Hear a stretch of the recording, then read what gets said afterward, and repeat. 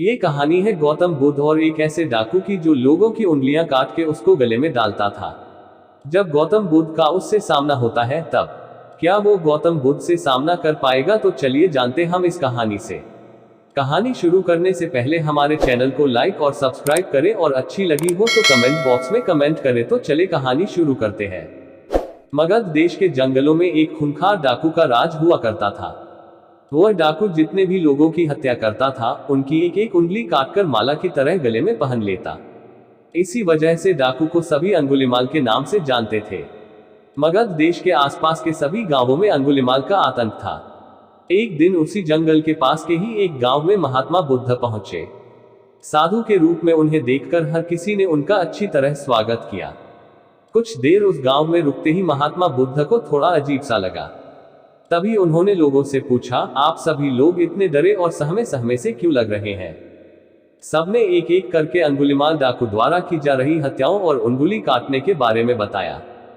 सभी दुखी होकर बोले कि जो भी उस जंगल की तरफ जाता है उसे पकड़कर वो डाकू मार देता है। अब तक वो 99 लोगों को मार चुका है और उनकी उंगली को काटकर उन्हें गले में माला की तरह पहनकर घूमता है। अंगुलिमाल के आतंक की वजह से हर कोई अब उस जंगल के पास से गुजरने से डरता है। इन सभी बातों को सुनने के बाद भगवान बुद्ध ने उसी जंगल के पास जाने का फैसला ले लिया। जैसे ही भगवान बुद्ध जंगल की ओर जाने लगे तो लोगों ने कहा कि वहां जाना खतरनाक हो सकता है। वो डाकू किसी को भी नहीं छोड़ता। आप बिना जंगल गए ही हमें किसी तरह से उस डाकू से छुटकारा दिला दीजिए। भगवान बुद्ध सारी बातें सुनने के बाद भी जंगल की ओर बढ़ते रहे। कुछ ही देर में बुद्ध भगवान जंगल पहुंच गए। जंगल में महात्मा के भेष में एक अकेले व्यक्ति को देखकर अंगुलिमाल को बड़ी हैरानी हुई।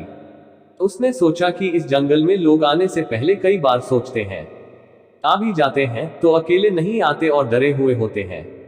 ये महात्मा तो बिना किसी डर के अकेले ही जंगल में घूम रहा है। अंगुलिमाल के मन में हुआ कि अभी इसे भी खत्म करके इसकी उंगली काट लेता हूं। तभी अंगुलिमाल ने कहा, अरे आगे की ओर बढ़ते हुए कहां जा रहा है? ठहर भी जा। भगवान बुद्ध ने उसकी बातों को अनसुना कर दिया। फिर गुस्से में डाकू बोला, मैंने कहा रुक जाओ। तब भगवान ने उसे पलटकर देखा कि लंबा चौड़ा बड़ी बड़ी आंखों वाला आदमी जिसके गले में उंगलियों की माला थी वो उन्हें घूर रहा था। उसकी तरफ देखने के बाद बुद्ध दोबारा से चलने लगे। गुस्से में तमतमाते हुए अंगुलिमाल डाकू उनके पीछे अपनी तलवार लेकर दौड़ने लगा। डाकू जितना भी दौड़ता लेकिन उन्हें पकड़ नहीं पाता। दौड़ दौड़कर वो थक गया। उसने दोबारा कहा, रुक जाओ वरना मैं तुम्हें मार दूंगा और तुम्हारी उंगली काटकर मैं 100 लोगों को मारने की अपनी प्रतिज्ञा पूरी कर लूंगा। भगवान बुद्ध बोले कि तुम अपने आप को बहुत शक्तिशाली समझते हो न, तो पेड़ से कुछ पत्तियां और टहनियां तोड़कर ले आओ।